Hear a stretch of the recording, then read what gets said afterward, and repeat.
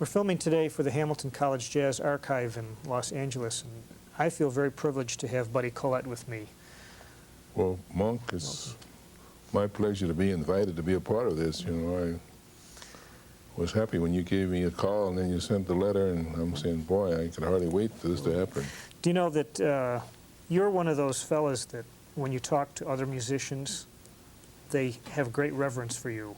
Well, that's very nice to hear that. Thank you. Yeah, I do have a lot of friends, and you know, I've done a lot of teaching, and of course, a lot of those, some of them, you know, who I had the pleasure of working with, are great players out there today. You know, so I'm so happy to hear them. They send their love, and they come to say hello, and they call. You know, it's a really great feeling. As long as we're on that subject, why don't you just drop a few names to me, because I know you have taught. Oh, some of the players? Yeah. Well, one of the greats, of course, Eric Dolphy. Taught him, you know, many years ago, probably 1949, 50. And then he went on to go with the Chico Hamilton band. Yeah. Not right after I left, but I think Paul Horn, I didn't teach Paul, he's a good friend of mine. We have a lot in common. And after I think Paul left, I think Eric went in the band after Paul. So a couple of others, James Newton, the flutist, and Big Jim McNeely, Sonny Chris. Let's see, there are other names. John Stevens, I don't know if you know him. He's a fine musician here in L.A. Well, that's quite an amazing list. I understand you had a pretty strong family upbringing in Los Angeles here, and was it a musical household?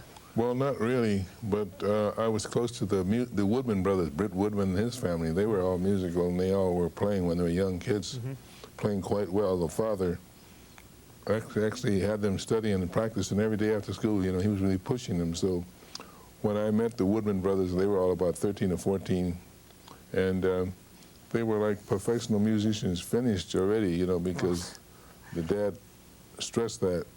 So, of course, that inspired us, Charlie Mingus and a bunch of us who were from the Watts area, to be like these brothers who were really, they could read anything, play anything, and they had a little four-piece band, and they all doubled.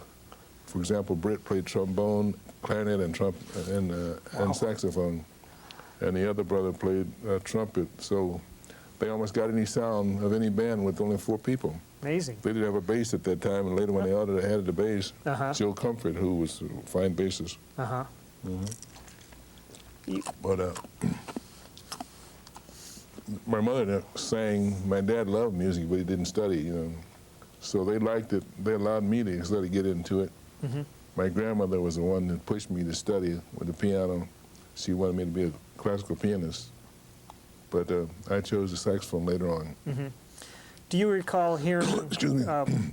Was there a certain kind of music that inspired you to go in the direction of jazz that you might have heard early on? Yes, I think so. There were a couple of friends of my mother and dad used to come by, and one guy was a piano player and one a saxophone player. They'd come by and just jam 2 or 3 days a week. Since I guess they only worked at night, they'd come by to practice it. We always had a piano. And so I heard these guys jamming a lot. And that was something, and plus the Ellington band and Jimmy Lunsford and Count Basie band more later on. I got a chance to hear them. They were on the radio a lot and playing in clubs. And my mother and dad took us to hear Louis Armstrong when I was about 10 or 12. So when you hear that sound, especially then, you need just one time, and that was it. I read a quote, you're talking about your mother actually, that she didn't have a bone of prejudice in her body. That's true. Yeah, that's a good section. Yeah, because when we were young kids and I grew up in the Watts area. There was all kinds of you know, people there, Japanese, white, and Mexican. You know, just name it. Which was great in a way. I didn't realize how great it was, but it sure made life a little simpler. You know, wherever you would go, you're just people. You don't start judging by the color or that they're different. It's just people. So I used to bring my little friends by the house, and she'd say, it's time for your lunch or dinner. And I'd say, oh, I'll see you guys. She said, no, you're not going to see them. These are your friends. Bring them in. So she'd have us bring the guy, whoever was with 3 or 4 guys. They'd be in different nationalities. We'd all come in and she'd break the dinner down. I used to feel at that time that it wouldn't be enough food because we only had 3 in our family, 3 kids. But she knew how to mix up other things in the food, make some rice and potatoes and stuff, and there was plenty. It was kind of fun, you know, to have them being a part of that. Yeah. Yeah. It's a great lesson too. Yeah. When I also read this sounds funny. When you were about 15, you were already playing out in, you know. Yeah, I was playing. I think I worked at the Follies, which was downtown, and that was great. Yeah. Was that a part? I could just picture you trying to play your horn and looking up at the showgirls. And in fact, one of the ladies just died. It was in the paper there, Lily St. Cyr. Yeah. And what was the other lady? Great names. One of the comedians was Joe Yule, Mickey Rooney's father. So he. Mickey Rooney's father? Yeah, Joe Yule. Wow. So he was a comedian. And Lily St. Cyr was one of the most beautiful ladies. In fact, I didn't know at this time that this had happened, but Marilyn Monroe tried to look and act like Lily St. Cyr. That's how beautiful she was, you know. All the class, and this Marilyn said that's who she wanted to be like, the blonde hair and cutesy way, and what a body, yeah. But you're right, I'm reading the music or attempting to, and these ladies are standing over and walking all around you, you know, and you weren't supposed to look up, but I mean, how could you not?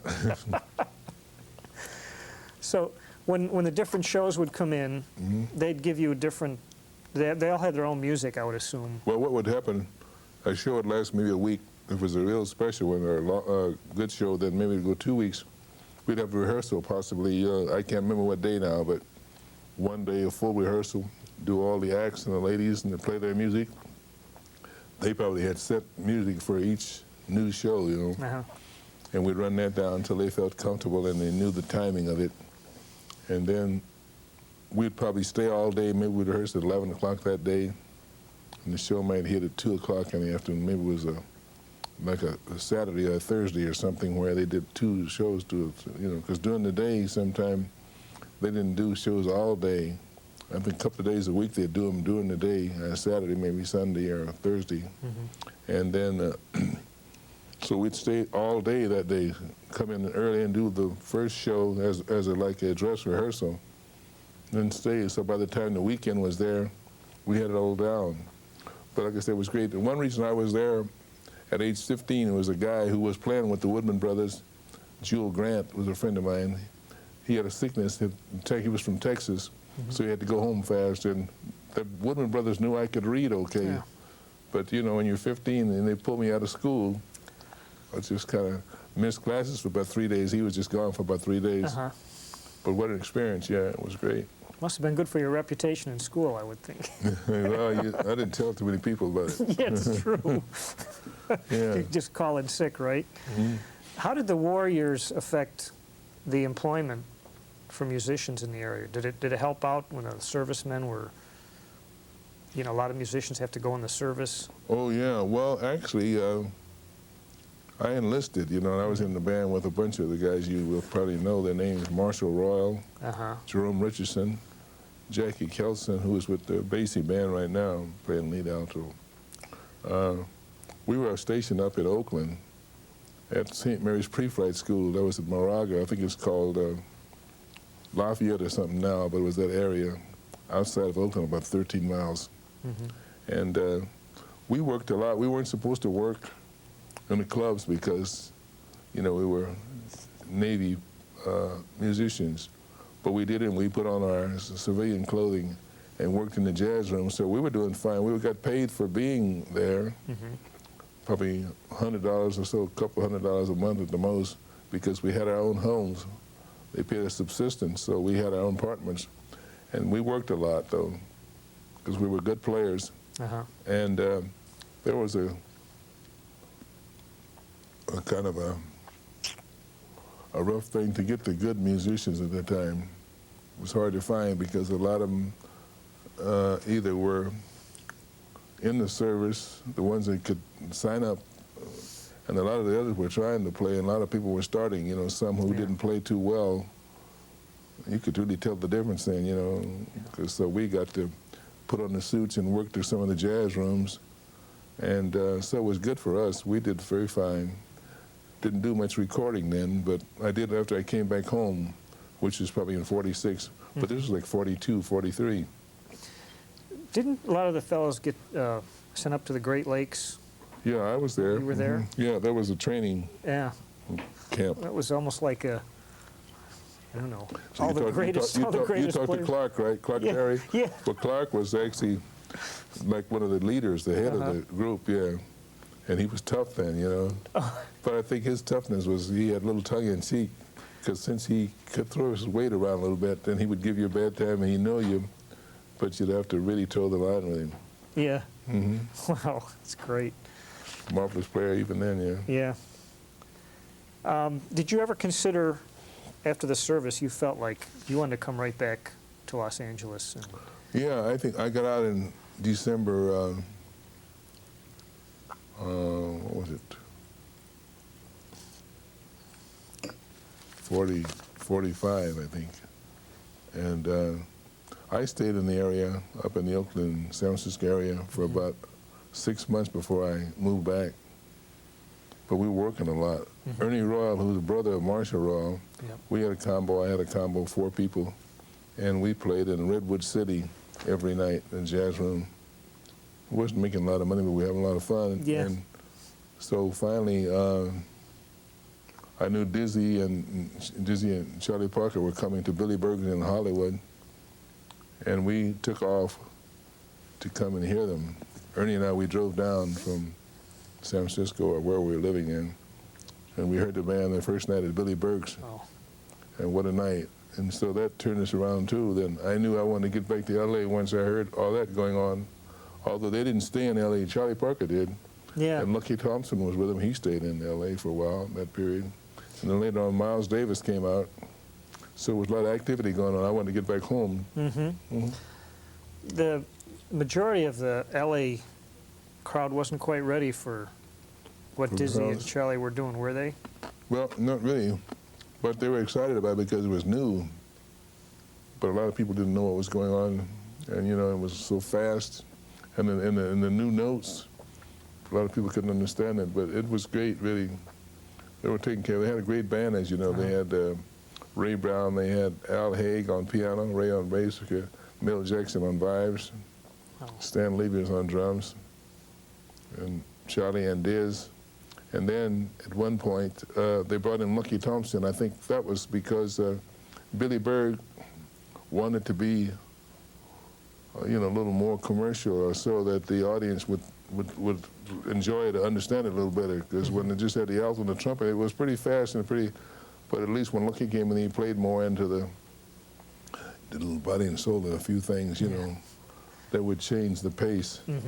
But the audience liked it because it was still good music, you know. Had you heard their recordings before you saw them? Diz and Bird? Yeah. Yeah, we were listening to them in Oakland. Yeah. But that's what we had to come down to see. On record, it was almost scary because it was almost impossible to hear, to understand they could play that. Yeah. But when we saw them in person, it was still scary because then we could see them holding the horns and it's still happening. But we got hooked on it, yeah. Yeah. It's amazing what the little bit of film that they have of him. You could hardly even see his fingers moving. Yeah, I know. It was very, like, made it look easy, I guess. Yeah, you're right. His fingers really kind of hugged the keys quite a bit. Right. Well, he spent a lot of time, you know, practicing. He had that finger control, I guess. Right. Or relaxation or whatever it is. But no, it was worthwhile, you know, doing that trip and following them and sort of trying to understand the music early rather than, a lot of people did back away from it. Oh, it's not going to stay around. Oh.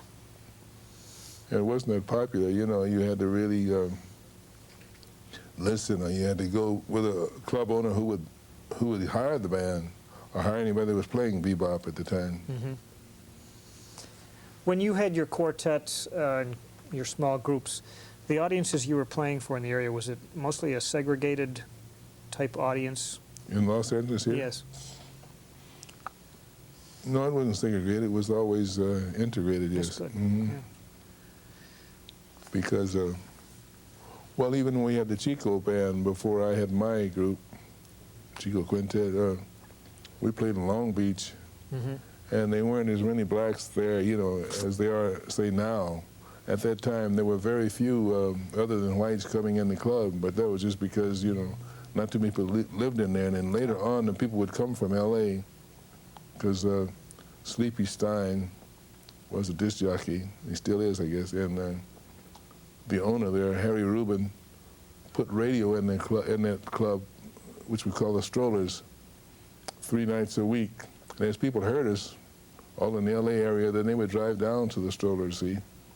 So then it got even more integrated. The advertisement, and like in the group, they couldn't believe what they heard, because coming on the radio like every night with the group, with the cello and guitar and flute and everything, it's really some sound. People would be driving to San Diego and a lot of the beach cities, and they would say, we were just driving, we heard this come on the radio, and we had to come and see what it was, you know, and it was great, yeah. It really did have a very unique sound, especially with the bop that was going on at the time. To all of a sudden have this different instrumentation. It was very refreshing, yeah. Because a lot of people, we invited a lot of record people at the time in the LA area. Les Koenig, who had contemporary, Dick Bach with World Pacific, and Cy Warnaker had Liberty, and a few other guys, you know, had labels. Yeah. We invited them, and most of them came, but they didn't know what we were doing. It didn't sound like any, you know. Yeah. These guys didn't particularly like the Dizzy and Bird stuff either, but here was another version of jazz that they didn't understand, especially with the cello in there. What are these guys doing? Yeah. But it caught on with the public. Excuse me.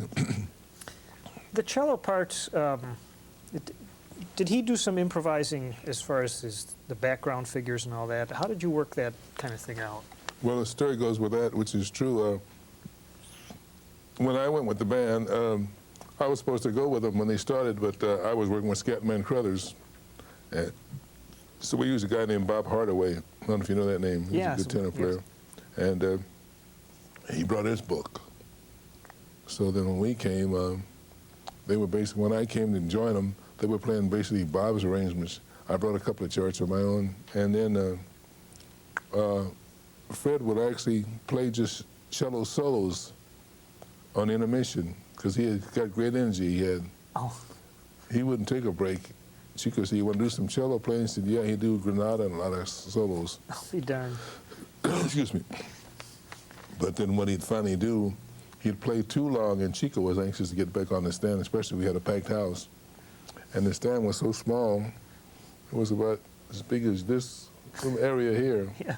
And he had like a spinning piano, like and where you'd be sitting. And then he'd play out here. So we'd all get on the bandstand. Chico's drums were like in the middle. And then he'd call us on the stand, and we'd come up on the stand, and by the time Fred would open his eyes, we were ready to play. And he'd say, oh, I didn't know you guys were here. But he couldn't get back to the piano without having, you know, us get off again. So then he would play some of his tunes on cello. I mean, some of his ideas that he had played on piano. He remembered the tunes and the chords, see. Wow. So he began to do that, and then we all got ideas that it was a better sounding band with him playing cello. It really was, because Jim Hall was there with the chords. Right. And Jim was such a sensitive player, and he probably still is the same way.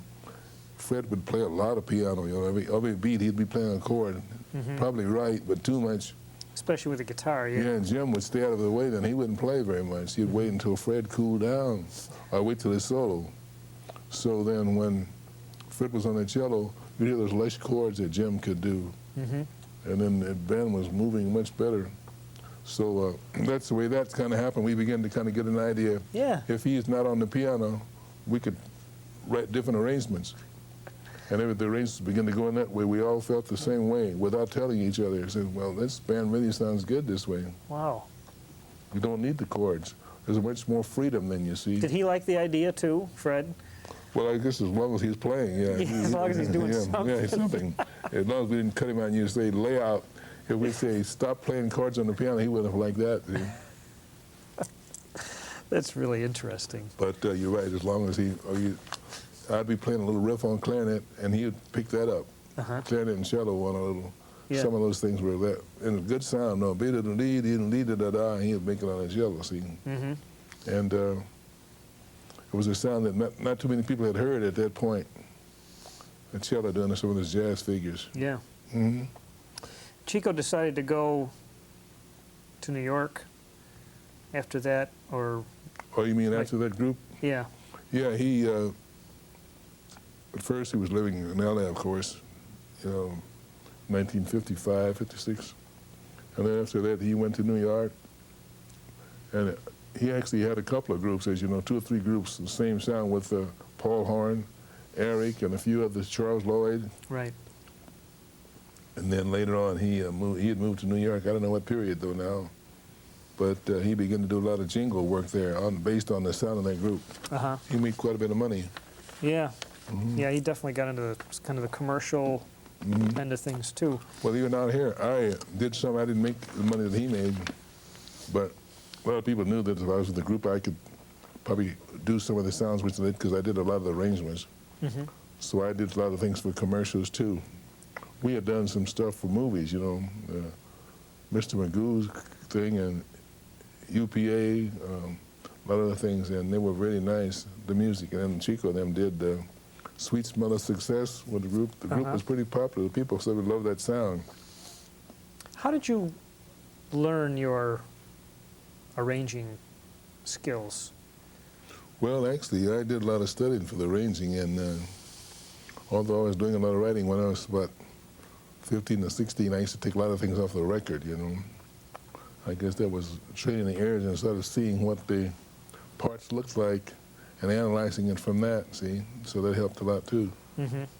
I guess so. That's quite an ear exercise to sit with a record and and try to write down the parts. Yeah, it was hard. When we were doing Jimmy Lush's stuff, when they had to read courses, it was very difficult. Wow.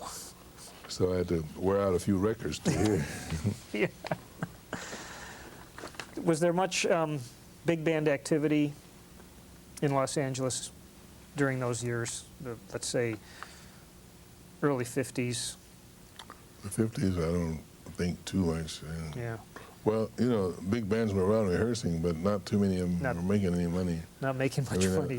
Every now and then, necessarily, Benny Carter would put a band together. They'd go to Japan or somewhere. Yeah. Or he would do some jobs. Can I talk about Charles Mingus for? I'll talk about Charles Mingus for a minute. Okay. You actually requested that he switch to the bass, or suggest that he move to the bass. Yeah, well, yeah, I really did. I think also my friend Britt Woodman, when we got to telling Australia the same thing, and he suggested the same thing, guys. So we were trying to, who did it? I said, well, we probably both did it, because he did have a cello, but I said mine was more like a ulterior motive, so I had a band at age 12. Well, I met Mingus when I was about 12. And before the band we had was a band with a bass tuba. And I was trying to get a string bass in the band. So it was like saying, Mingus, if you get a bass, you'll have a job. I didn't mean you'll just be a good bass player, because we knew that because he had talent. I said, if you could get your dad to trade it in, I need a bass player right now. We had a little band. We were playing parties at my mom's house, and the neighbors in the neighborhood had house parties on weekends, and they would hire us. So we did it without a band. We just piano and saxophone, maybe a trumpet or drummer. And then when we got the bass, I knew that would be great, because that was a period, probably in 1936, 37, where a song came out called Slap That Bass. And of course, we were all aware of the string bass coming in, and somebody made a record for the period, where you slapped the bass. So, that was a pretty significant change when it moved from the bass, from the tuba. Yeah. Yeah. So, of course, like I said, I got stories where I said I'd tell him that, which I really did, because he actually worked about a week after he got his bass with me. So I didn't say, Brett didn't tell him. I just knew. I said I already had a reason to it's like telling anybody I didn't tell anybody else to get a bass. Most of them got a bass, but he was my buddy. and he had his cello. I said, you got to get rid of that, get a bass, and you got a job. And I think Mingus thought about it later, too, that he probably, without telling me I did that, he felt that I had done so much for him just by giving him the start. So he went on up, of course, and I guess the greater he got, I said, guys, this guy's the guy that got me into this. He seemed like a fella, from what I've read, that was pretty centered on music and had trouble with other parts of his life, just well, keeping it together. For example, yeah, in the beginning, he was the kind of guy that he believed in me so much, plus if I'd tell him something, I had to be very careful. He would follow that right on through. Ooh. If you ever had a person around you like that. He'd say, well, how can I be the best bass player? And I would try to tell him, you know, just what people would tell me, how can you be the best at anything? I said, well, you'd have to teach you that to work hard, maybe practice 6 to 8 hours a day, and make sure you're playing in tune. I would tell him, and he could tell the student, and he would follow, he would just get that in his mind and do it, see, cut out everything else. He had 2 kids, and he probably didn't pay much attention to them at the time. And his wife was doing all the shopping and cooking, and all he was doing was trying to be a better musician. Wow. He didn't know where his socks were, you know, 'cause that was the kind of guy. But when I was in the service, he used to write me letters, and they wouldn't start off like most letters, hello, how are you? He said, you said that if I practiced 8 hours a day, I'd be one of the best musicians. It would just start off right in the middle. And he said, I've done that, now I'm one of the best players, and everybody's mad at me because I tell them they should tune up and they should practice and learn the instruments. So he was using that on everybody. He was. So, of course, he didn't have very many friends, you know. Yeah. You got to be very tough with those same things, see. Well, if Buddy tells me to do it, I guess I'll tell everybody else that they should do it too. Huh? Yeah. And then, you know, he'd get in fights because some of them probably didn't like what I was saying.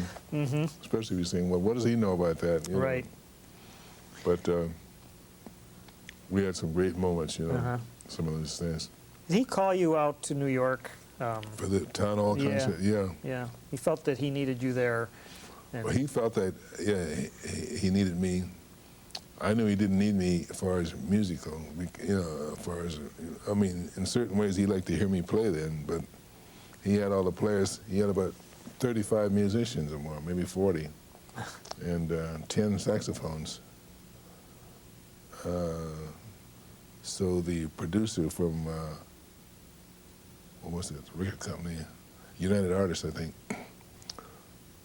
he got on the phone almost in tears and said, well, look, we spent too much money already. We can't send for anybody. I said, well, you and Mingus figure that out. I said, I didn't want to come anyway, only because I was busy working.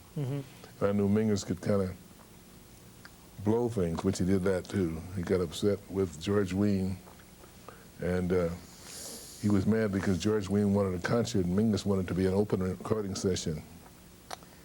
I see. In an open recording session, Mingus felt that the audience would like it if he'd just start a piece and then stop and explain why he's stopping. He had all those creative ideas, you know, because what he did, he came out to the mic in the beginning and told the people, he said, well, now this is not going to be a concert. People started laughing because they thought he was being, you know, funny, making jokes. He said, this is going to be an open recording section where we stop and tell you what we're doing. He said, George Wein said it's going to be a concert. Now, if you want to go along with what George Wein said, you can get your money and get out because it's not going to happen. It's not going to be a concert. Wow. So we played the first number in that big band. He had, what a band. I don't know, you probably heard the lineup.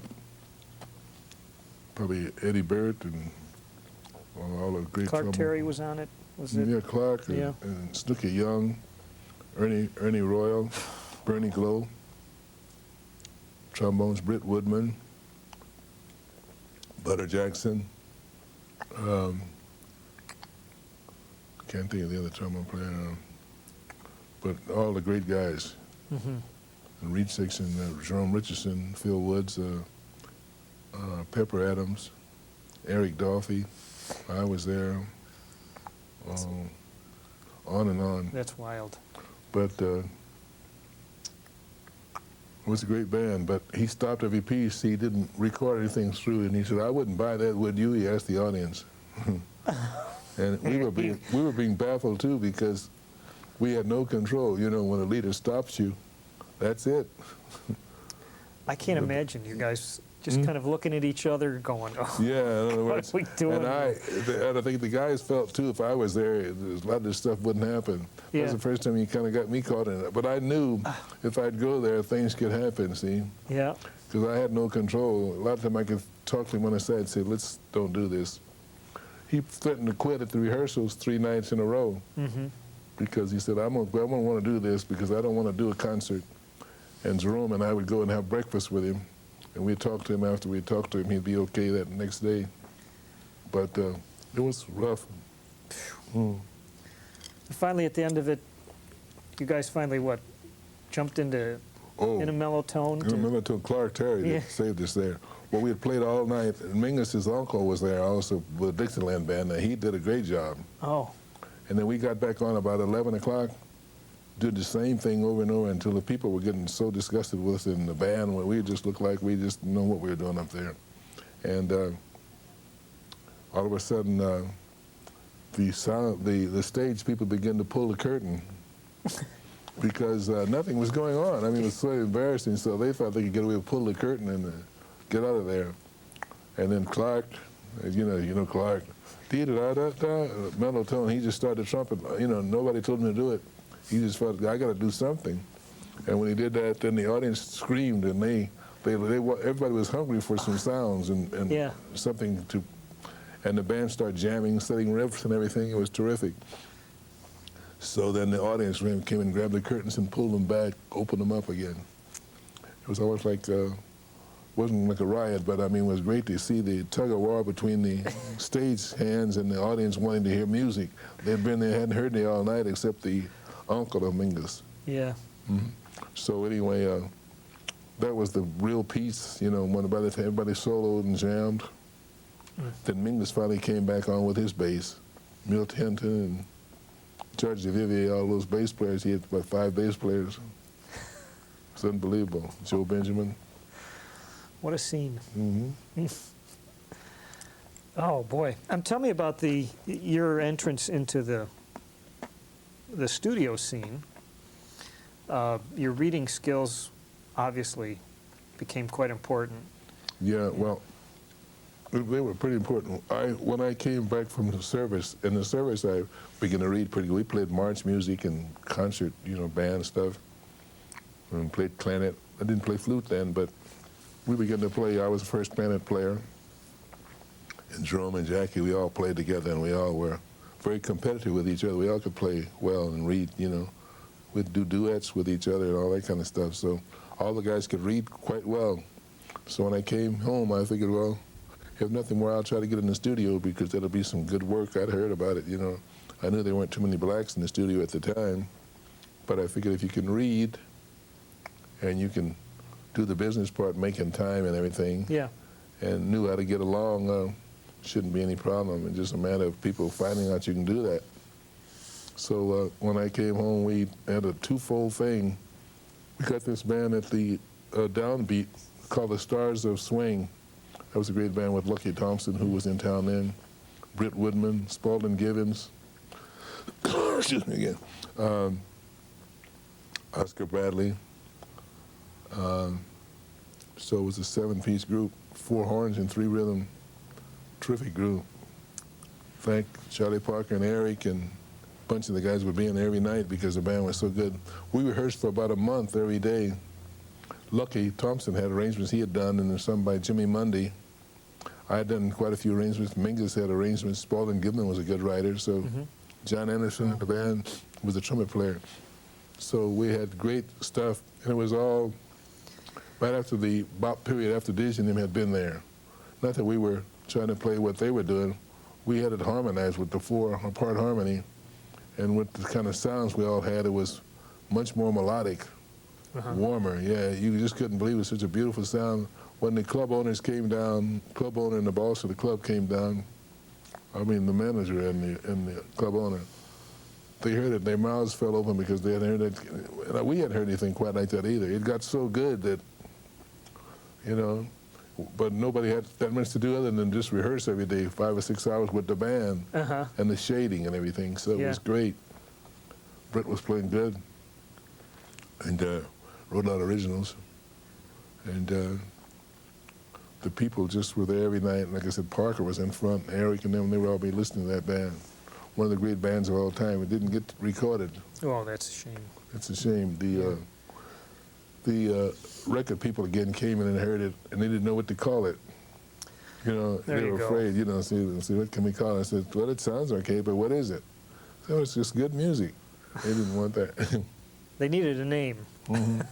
Post-bop. I guess it was too early for post-bop, huh? Yeah. It was still. But anyway, it was a great band. I wish we had recorded it. But we did do an album. We did 2 sides, I think. Laura's one, when Laura had come out, and Spaulding did an arrangement of Laura. It was unbelievable, the arrangement with the 4 horns. He had them, the way he wrote it, he'd be playing the melody, and then another horn would just take it off, and, you know, the way it was interwoven between the different horns. And for a while, we couldn't play it. We could read it, but it just wouldn't work, because he had this crazy idea that it would work if we just listened to each other and got used to it. And he was right, because we had to keep trying to play it. And finally we'd say, well, now you're playing too strong there. You know, the next, and they'd have to listen and finally know that you had the next part that would take over the melody. And if one person didn't do it right, it wouldn't work. Gee, Yeah, I wonder if that music is still around. Do you think it I don't know where, still exists? We did some great stuff in those days. With a band called Joe Swanson. He was the leader. Joe Swanson couldn't play very well, though. But there was a lady that had quite a bit of money that wanted him to have a band. And he had a guy named Paul Villapeg. You know that name? No, sorry. Paul was a great arranger. I think he committed suicide later. But, I mean, who knows what his other problems were, but you're sure right. And he wrote for that band. And we had... I know I was there, John Ewing, trombone player, and I don't think Lucky was there, maybe Teddy Edwards or somebody, but what a band. And then Mingus did some early stuff too for, I don't know, what record was it? I got the tape at home, by the way, I should remember it. You were pretty much one of the very first black musicians to get into the studios. Probably on a steady basis, yeah. Because I was doing studio work, and I got hired by Jerry Fielding to do the Groucho Marx show. That was a CBS at first, and then moved to NBC. Yeah. You Bet Your Life. This was live television? Once a week, yeah. Yeah. For about 10 years. It was a good job, because at that time, when we were off 13 weeks, you know, the job, you know, we did, I know we were 13 weeks off, so what was it, about 50 weeks? I mean, not 50, but 40, 43, yeah. And we started we didn't start anything, but the producer would say, what are you guys going to do with your 13 weeks off? And we said, we don't know, we'll try to work. And so they said, well, we could pay you, you know. They were being sponsored by Plymouth and Dodge at the time. They were supposed to give us a Plymouth apiece, too. We never got the car. But, I mean, they were just nice in those days. They just thought that we were all part of the family. They just offered, huh? Yeah, so they offered. Great. And later on, there was reuses and things. But at that time, they just said, we'll just pay you guys while you're off so you'll have some money to live on. Some of us could work, but, of course, we just said, hey, we'll take it. Wow. Good deal. When you had a group that you wanted to really get on record, what was it like trying to find a record label here? Well, I didn't really get out and shop that much, but what happened is I did a thing for Les Caney, a record with Spud Murphy. I played flute on one of his things. And Les was kind of a guy that he could hear you and maybe like you, but he was still kind of a little afraid to just take a chance. If he liked you enough, he would. He liked Shelly Manne, of course. Shelly was one of the guys, and Andre Previn. but he didn't know me at all. I had no name at the time. But Spud liked me. So Spud said, "Here's one of the guys you should record." And that meant a lot for Spud to tell him that he should record me. Because he's got it. So all of a sudden, Les called me and said, "I'd like to do an album with you." But then when I did the album, he didn't quite like what I had done. That was A Man of Many Parts, my first album. It was a great album, and I had a lot of great guys on it, but he didn't know them either. I had Gerald Wilson playing trumpet, Red Callender on the bass, Larry Bunker. I had a lot of people. Bill Green on the alto and tenor, Jewel Grant. These were all good players that I knew, but they weren't names that Les would get excited about. So I guess he thought he had blown it by recording me. He listened to the music, and the music wasn't like he thought the West Coast jazz should be. He had that in his mind because he had heard Shelley, he had heard Andre, he had heard the Lighthouse guys, but here I've had different kind of stuff. When I was doing stuff, excuse me, that was not that different, but I had tried it out on, the guys and people for a long time, and it was working, the kind of music I'd write. And so what happened is that near the end of the session, after the second day, I could see Les' face was getting long. It was almost like he wasn't going to like this at all. It was just that he thought that I was bringing him something other than jazz. I tried a couple of things. One was flute called Jungle Pipe, and the flute, I was just playing it kind of differently. I didn't try to just play like a flute. I had little rhythmic things and sounds going on. And so at the end of the thing, I could see that he was unhappy. I said, "What's the matter, Les?" He said, I thought you were going to bring me a jazz album. And I said, "I did. I mean, you don't think so?" He says, "And also, I don't know the guys you brought." I said, "These are all jazz players." And he was really puzzled. He was trying to compare it to something he had heard. Yeah. And so I could see he was unhappy. So I thought you were bringing me a jazz album. I said, "Well, I thought I did." So I was so unhappy with him. I just shook his hand. I said, "Well, okay. I hope we're still friends." And I didn't talk to him for about a week or so, and he called me on the phone, maybe 2 weeks, because I was unhappy, and I figured, well, and when you do your first album, I put everything into the album. Yeah. A lot of stuff that he couldn't hear in one setting. The album was strong, it's still strong now to be in your first album. But what happened is that he called and he said, "Okay, I've had a chance to listen. I've had 2 or 3 of the guys listen with me, Andre and Shelley and the guys, and they like you a lot, and they think that it's a good album." He says, "I've begun to kind of like it too." And I still didn't feel safe, talking to him. But he called me back in. I did one other album with him, but at least the album got great reviews, got the top number of stars at that time. They were playing it on the radio. It was almost like an album that... Was this Tanganyika? No, This was Man of Many Parts. Oh, Man of Many Parts. Okay, so 1956, I think. Yeah. Yeah. That's right, yeah. Right. It's a good title. Yeah. Good title. What's that? I thought I liked the title. Man of Many Parts? Yeah. Yeah, that was Les, he named it that. I mean, after he liked it. Yeah, he got with it. But it was a good album.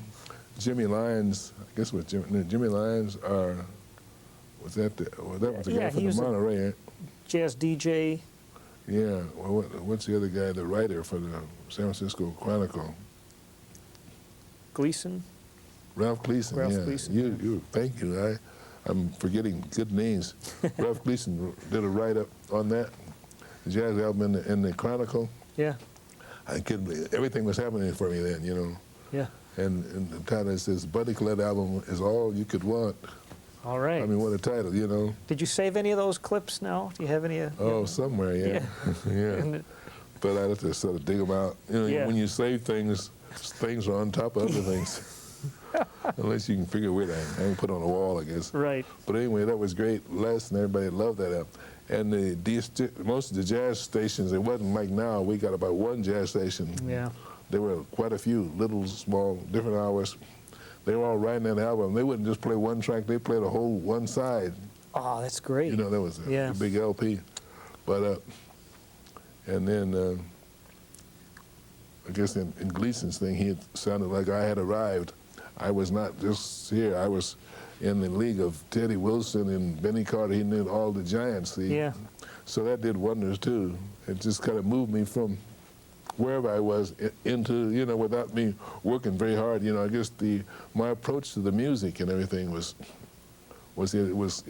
very musical, I think, more than anything. Mm-hmm. I had worked with some of those guys, and especially with Benny. I had worked with him, and doing that, you know, the stint on the show, the Groucho and everything. I was working with first-rate musicians, you know, so my taste was pretty good, I think, then, and I wasn't rough. And the way the music laid, you know, I had played great music. Jerry Fielding always wrote great stuff for the saxes and everything. Oh. So I was influenced by a lot of that. Mm-hmm. Mm-hmm.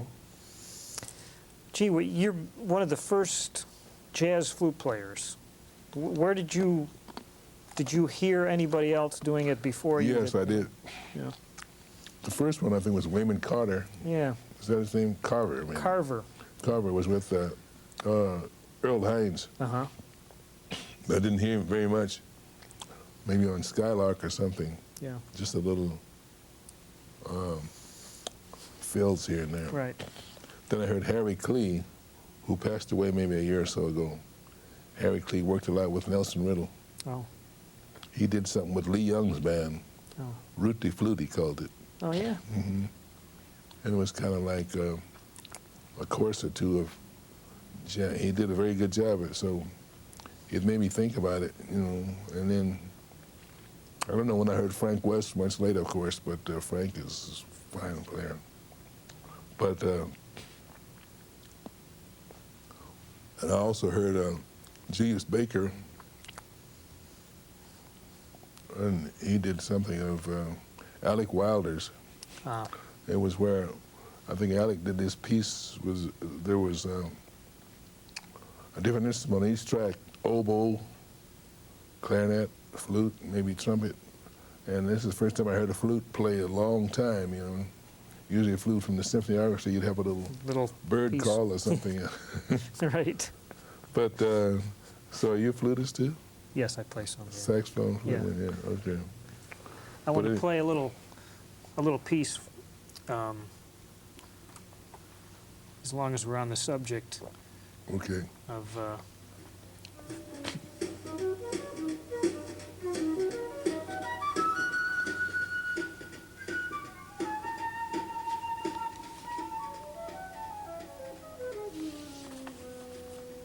Mm-hmm. Totally improvised. This is, yeah. Yeah. Mm-hmm. I wish I could write that way too. Yes. Good point. Yeah. Good point. Yeah. It's great.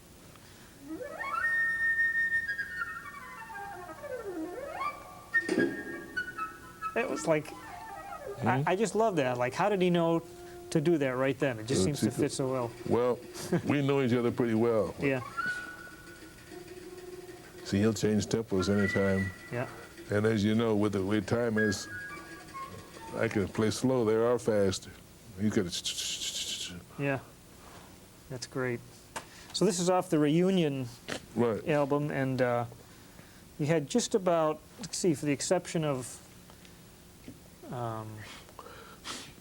one fellow, this was the original Yeah, group for us. except for Jim Hall, Yeah. we had John Pisano. Yeah. The other guys were all there, yeah. But Jim wouldn't go. He didn't want to go back. He didn't want to go back to revisit Yeah. something. He likes Chico, and they like each other, but he didn't want to go with any of that anymore. Mm-hmm. Well, I understand in a way. You know, it was a big switch. I went back only because I set this up when I was in Europe. Mm-hmm. Nicola from Verona, the guy that does the jazz there, he said, "Who can you bring here?" And they would get a big crowd. Yeah. And I was just being, truthful as I could. I was saying, well, I could bring my group, but in order to get a big crowd, you'd do better with the Chico Hamilton Quintet because the band never got to Europe when we were playing before. Mm-hmm. So he got excited right then. He said, "You think you can get him?" I said, "If I can talk to Chico to do it, because Chico's not playing that way now. He only plays that way if, we meet up." Right. Mm-hmm. but he likes doing that. In fact, he wanted just to do that. He and I go to Europe, play like that every night. I said no, because you know I'd lose too much. I mean, meaning that after a while you want some other horns to come in. Yeah.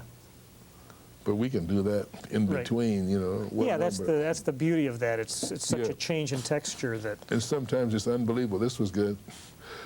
We did a thing at my birthday party about 4 or 5 years ago at the Wadsworth Theater, and we had the band there, a lot of bands, and all of a sudden, when he got on, he looked at me, and I knew we wanted to do one of those, and we did one that was unbelievable also.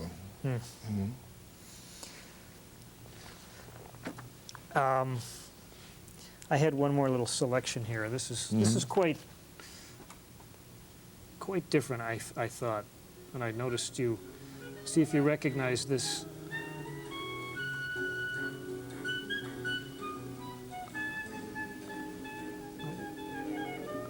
One of the many sessions you've done. This was all clarinets with Hamey at Blewett? Blewett? Oh, yeah. Yeah, I've heard some of these things I've never heard. You've never heard of, yeah. Well, maybe, you know, when Yeah. we recorded them. I think that's you right there. It sounds like Tried me. to pick yeah, the notation on the album wasn't quite sure, you that's know. me, yeah, right. I kind of know the way I sound, at least I used to.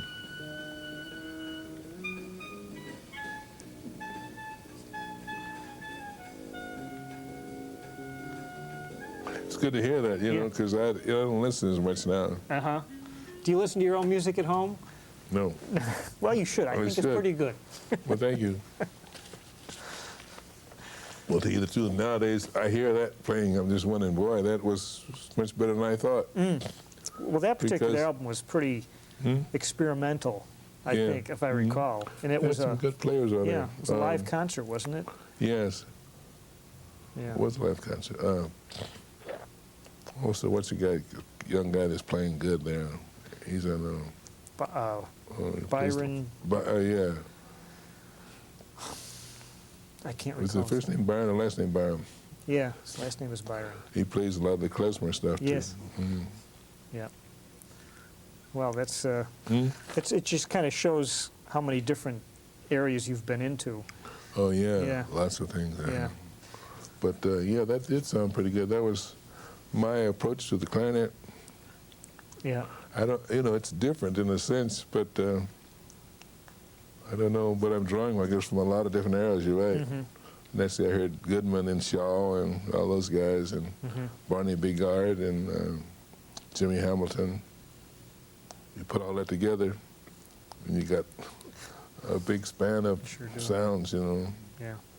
And then, you know, doing a lot of the classical stuff too. What were some of the films you recall playing on in the studio work? Some of the films. Yeah. In the series, you don't mind that, no?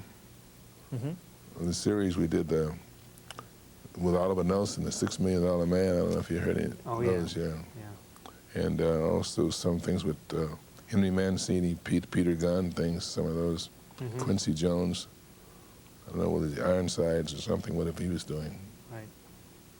Benny Carter, we were doing Chrysler Presents.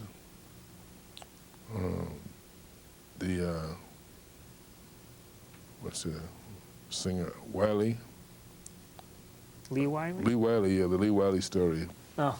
Benny did the music. And I played the tenor. Jack Sheldon played the trumpet. And let's see, what else? We did one thing called, gosh, what was that? A guy from New York came out. It was 77 Park Avenue with Leanne Warren. Oh. It was great.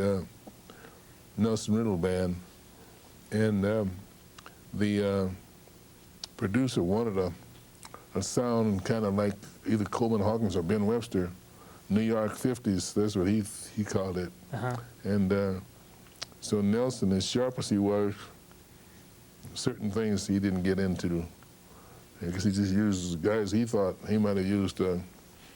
It's hard to say who, but guys were playing like Lester and playing like many people. Right. But this guy who wanted that sound knew that sound. That was the meat of the picture. And so I got the call about the third day after 2 or 3 guys had gotten the axe. No the guy kidding. said, that's not it. Wasn't that they couldn't play, but he just said, it's either that sound or it isn't. So when Nelson saw me that day, he met me at the door. He just waited for me, saw me coming. He said, can you sub that low B on your horn? I said, I think so. And it's, He wanted that. yeah, he wanted, because it was a certain sound those guys had done, those guys that could play that way. Both of them, you could get down there on it, and it wasn't a harsh thing. So I kept wondering. I still didn't have any clue exactly what they wanted, except that sound, Hawkins and Webster. So I figured, well, heck, I should be able to do it. It didn't sound like it'd be too much technique. Yeah. But he had written stuff all day that was hard, piccolo and flute and everything. I'm a part of that too, right? Harry Cleve, Willie Swartz and those guys. I'm playing all of them, and I'm wondering, boy, they got me here, what am I going to do? They waited until after the lunch, and they brought out this piece Q34 or whatever, 348. And I'm looking at it, and it looks familiar. And guess what? It's body and soul, but it's in the key of D instead of D flat. D concert, of course. Yeah. And that was nice too, because it was kind of a treat to have that.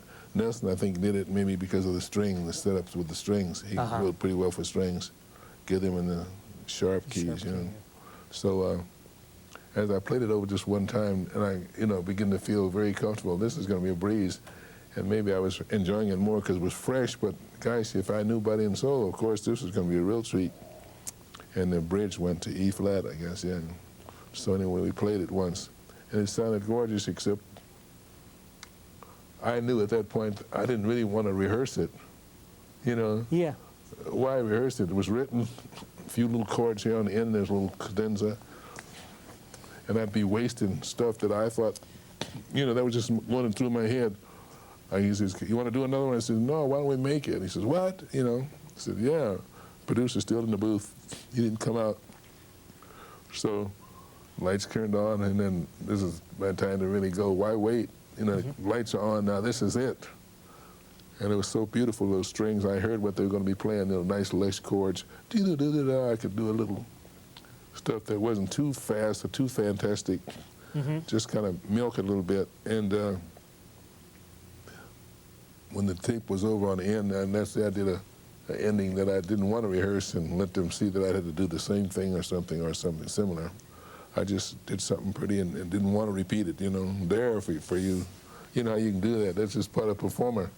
So, excuse me. After the lights went out, the red light, the guy ran out of the booth and came and grabbed me and said, that's it. You got it. You nailed it, huh? Yeah, so I nailed it. And then the guys were hitting their little caps on the stand, reed players. Man, you did it. We knew you could do it. And I said, man, that was the easiest thing I did all day, not saying it, which was because, that sound, if you get the sound, you're halfway there, and I just play some pretty tenor, stay in the low register. Wow.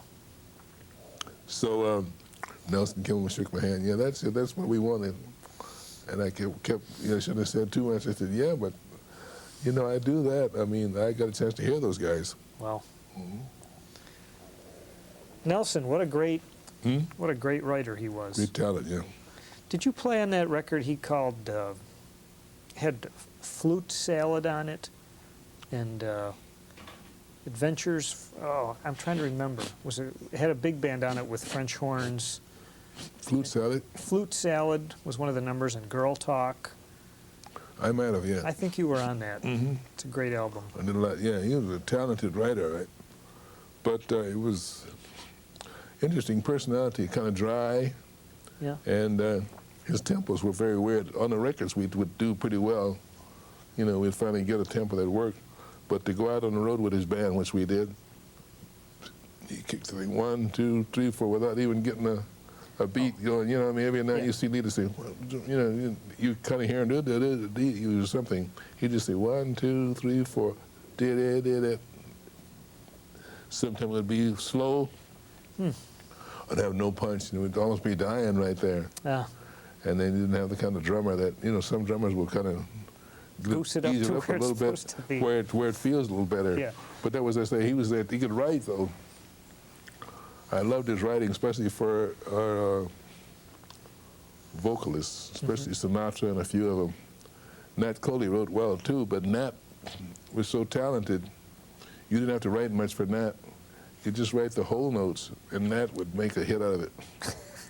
He was so musical, is what I'm saying, you know. Yeah. He could sing almost any song, and I guess for a while they didn't think of him as a singer, but when he first started singing, he had whatever singers need, you know. Yeah. Could feel the rhythm and find the tempo and everything. But Nels he knew how to fill in behind a singer. And that's why he was great for Sinatra. After Sinatra didn't have the long notes over a period, you know, in the beginning he had long breath notes, and his voice was so clear, he used to booze it up a little bit, you know, of course. But Nelson knew how to fill in to make him still sound straight. I've got you, he'd fill there, you know. Under my skin, he was cutting everything off, you know. And but as long as a arranger, you know, it's like a tailor fitting you with the clothes. And that's why I played with both of those singers, Sinatra and Nat. And I'd sit there and say, boy, Sinatra really knows how to get Nelson to write for him, and Nat didn't seem to care. It was a good arrangement. The chords were good, but not a lot of movement, not a lot of ideas. Just everything was right.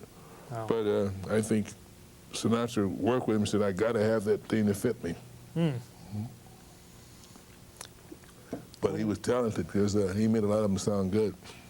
Most of those records with Sinatra, were they done live? Was he there, or was the background laid down first? He loved the band to be live. Yeah. Yeah. In fact, many times he wasn't on target. He would just quit. He would say, let's cut it tonight, and then go back to the next night and start again. His voice might crack or something. But he liked the loud band because the live band because the band would kind of work him into it. But he was pretty strong on tempos. His tempos, Sinatra, you know, he liked that 2/4 beat. When he would do that, he'd finally get the band, because that wasn't where Nelson would put it. You could see a night and day between the time we'd rehearse it with Nelson, and then by the time Frank started singing it, he'd start popping his finger, and he'd get to the drummer, Irv Cotler or somebody like that, and they'd have the beat going. So it would have different energy.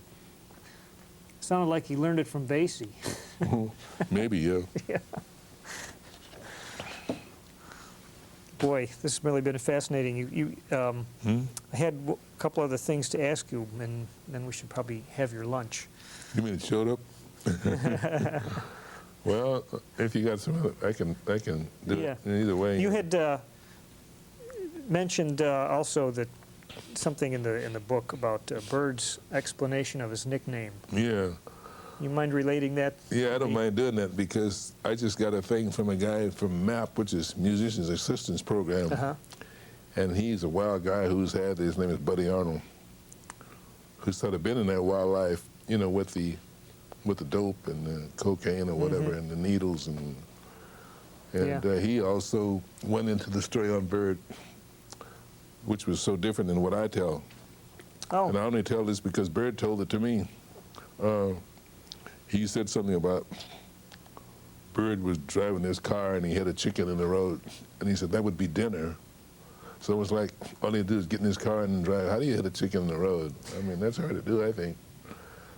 But when Bird had this meeting with Jimmy Cheatham, who's a trombone player, and Streamline Ewing, he said that all those stories are phony. That's not, he said, that's not what happened. He said, when he was 14 years old, he used to go out to the park in the snow with a couple of his buddies, a drummer sometimes, a guitar player, or a bass player, sometimes all three of them, before school, 6, 7 in the morning sometimes, so they could get a little practice in, because at home they couldn't get it in. When they'd get home from school, they'd have to do work, so they'd get this hour or two early to play, just jam and do tunes and things. And he said that the neighbors could hear them. They're about a half a mile from the residential area, playing in the morning. The cops would come by. He said sometimes they would even be getting high at that time. They'd wave to them. They were just the friendly neighborhood kids, but they'd be jamming. So they said the neighbors called them, they called him the bird, you know. Oh, that's just the bird out there practicing in the morning. Oh. You know, so it was kind of a cute story for, you know, Yeah. kids. They wanted to play so much that they would go out there, but that horn would always be going, see. Yeah. He said sometimes he'd be out there by himself, and most of the time he'd get a drummer or somebody to go with him. Mm-hmm. That's very interesting. And with the way he played, you know, he'd say that, but Yeah. he didn't just play, you know, like regular. He had all kinds of little things he was always doing. You know, little things like that. So the bird is in the park again. And when Leonard Feather, who you probably knew or knew about, he saw my little clip on that, and he was kind of shocked. He said, "Well, I've never heard this story. Where did you get this from?" Yeah, right. I said, Bird told me. He said, "Well, I never heard this before." I said, "Well, no." And then somebody else came up to me about a year ago and said, he was talking to Jay McShann. He said, "Jay McShann never heard this story." I said, "Well, I mean, Bird is making stories up on himself, right? Or I'm making one up on him. For what reason?" Right. And I said, "Well, when did Jay McShann meet Bird?" I said, "Was he 20 or was he 14? He said he was probably about 20 or 21. I said, "But this happened when he's 14. So I was just trying to let him know that I didn't try Right. to make a story to get any publicity Right. on me. But he told me a lot of stories Bird did at the time. Uh-huh. You were talking, you mentioned a term when you were talking about getting into the studio, and you mentioned the term making time, that in addition to being a good reader, the fellows that wanted to get into the studio had to make time. Make time, I use that just today, right? Yeah. Well, making time was, you know, something very important. I realized it too. Maybe me being in the service, I realized it more, because in the service we had to make time. You know, if the flag goes up at 8 o'clock and I had a band, I'd have to have my guys out there and we'd have to hit. If we were late one day, you'd hear about it. It was one of those things you didn't want to be late. So making time, you got studio calls at 8 o'clock. That's usually the earliest. Maybe you have a 7 o'clock, but usually it's 8 o'clock, which means you got to get out of the house, get there, get your coffee or your donut or whatever it is, and be ready to play. You don't run in there at 8. They don't like that. In fact, you could lose your job that way. They just won't call you. The contractor's worried to death when he doesn't see you in your chair. So making time was a big part of it. Yeah. I saw a lot of guys bomb out. They're good players, but they said, well, they can't get here.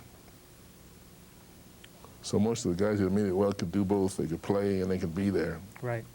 And you felt comfortable, you know, that they could read the part. But even Pete Condoli, who was a great trumpet player, maybe he had an act, though. He would kind of maybe stand outside the door until it was about 5 minutes of and then walk in, you know, because he was kind of like he always wanted to be kind of a star. But they don't like that, even though you're there. They like to see you early so everybody can relax and the music goes well. Yeah. Leave your ego at the door. Who said that? Oh, yeah, I've heard that too. Yeah. Don't bring it in, right? Right. Well, this has just been really a great pleasure Well, I for hope me. it's okay. It's a pleasure meeting you. You know, I just Yeah. have been looking forward to this, and you know, you've made quite a reputation for yourself, not only in music, but with the amalgamation of the union and all that.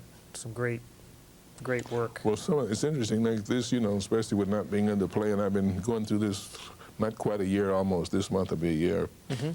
And a lot of the things I've been doing, you know, where they're honoring me and things, every night there's something in the mail, something yesterday or the day before. The Urban League, who I work for, they're having a whole day for me, you know. They said, don't do anything, just come and have food and sit and enjoy. We're going to have music for you and everything. So a lot of things have happened. So a lot of people do know some of the things we've been doing. You know, a lot of teaching for the young kids. And we do that even when there's no money there. Right. And it's only because I enjoy it. And then, like I say, you look up and you got great players who come back, and it's amazing how many of them have come to help me. And in fact, one of the guys in this service, when I was teaching a lot, he says, why do you teach musicians? You want them to grow up and get good and take your work? And I said, well, I never think of it that way. I figure that there's plenty of work. You can only be on one job at a time. Yeah. And I mean, with Eric and with Charles Lloyd and a bunch of those guys, they all used to, you know, give me jobs too. Sometimes they couldn't make it, but you know, James Newton, the same thing. When I went to Europe about 88, I think it was, James had talked about me in every town because he was sounding great as a player. He's a great player. And he used to do the interview, but he'd always say when I went to Buddy, he said he wouldn't even charge me there at times. Oh. And I'd forgotten about that. Only reason why I didn't, there'd be times when I could see that he didn't have the money. He said I had to come, but I haven't been working. I've been going to school and I've been really practicing a lot. I said, well, just go ahead. You'll make it fine. You know, things like that you just do because he needed it at a period where he had to come to this lesson, but maybe the money was his last money that week. Right. But you know, so we did a record together in '88 for Soul Note, I think it was. But when I got in all those cities when we met up together, he used to go on first and play, and then he'd say, yeah, but you ever heard anything until you hear my teacher or something, you know? Yeah. But those are things that you don't expect to get. Yeah, but But it's nice when, because it does. I could just get up. In Germany, I think it was in Freiburg, it's amazing, the town opened up, you know, when that happened, see. They gave me I had a whole house. When a young lady and a guy picked me up and they took me to this house, then she opened the door and gave me the key, said, this is your house. The people here, the wife is a flutist, the husband is the doctor, and they want you to be happy. They had to go out of town, but they want you to stay here. I had a whole week at the house. And the greatest thing was, like I said, everything was there. He was even my size. I think he had some great leather jackets that I had them on because they were on the rack. And there was so great. When I walked out on the stage, because there were four flutes there, Paul Horn was there, James Newton, Danny Lozano, and I was there. But they knew about me, and a lot of write-ups. James had been talking about me so long, and they knew Chico Hamilton or whatever they knew. But when I hit the stage, the whole audience stood up. I didn't even hit a note yet, you know. That's never happened, you know. Usually you play and you hope you get a little something. yeah, But they walked out, they were ready. So that's great. it's nice It's really when you good. get things like that, yeah. Well, when you spend your life doing good work, I think eventually it comes around, and you get some recognition. And Yeah, there's one other people story appreciate that it. might be interesting. At least I thought it was when I went to The Hague the first time, which was in '88. Now, most of the musicians have played The Hague many times. That's all. You've been there, I guess. No, I have You not. haven't? That's, but it's unbelievable. There's all kinds of bands. They have it staggered where, for example, at the time, if Miles is playing at 8 o'clock, maybe Dizzy's playing at 8:30. They both play an hour, but you have a chance to get a little Miles, and then you can run and catch the last part of this, you know, so you don't miss everybody. Yeah. But anyway, in the lobby of the, I can't think of the hotel though, where the musicians all stay, there could be 200 or 300 musicians in the lobby just having fun with the beer and drinking and having fun, and ladies, their friends. And I walked in there one day, and you know, naturally I knew all the guys and saying hello. And all of a sudden, one guy looked at me, he must have been a writer or a reporter or something, you know, and he says, "You Buddy Collette?" And I said, "Yeah, why?" He says, "We've never seen you here." I said, "Well, I've never been here." So in 2 minutes, he had about 30 guys over there, of his buddies, to say that was Buddy, you know, because I hadn't been, you know, it was first time in Europe alone. I had gone to Italy in '61, but that wasn't like this. So what happened is the guys all converged on me with the cameras and, 30 guys or so, all trying to get shots at me.